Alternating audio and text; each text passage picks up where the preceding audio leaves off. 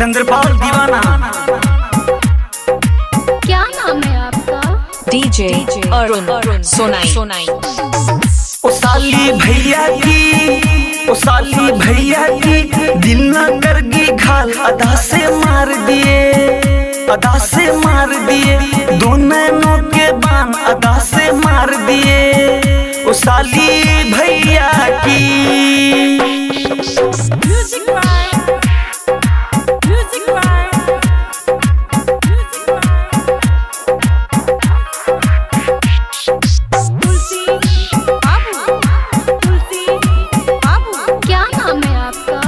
DJ Arun Sonai.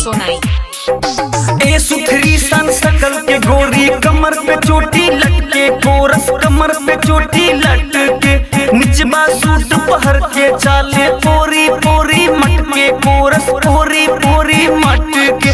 देखड़ न जी भटके मेरा, देखड़ न जी भटके मेरा, जब से हुआ निहाल। ओ साली भैया की, ओ साली भैया की दिल न करगी घाल, अदा से मार दिए, अदा से मार दिए, दो नैनों के बान अदा से मार दिए। ओ साली भैया की।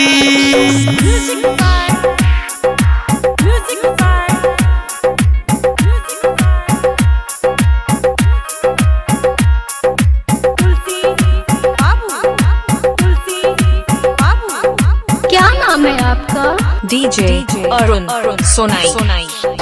पतली पतली कमर हुर की नागिन सी लहराबे, कोरस नागिन सी लहराबे, मटक मटक के चाल चले वो खड़ी खड़ी मुस्काबे, कोरस खड़ी खड़ी मुस्काबे।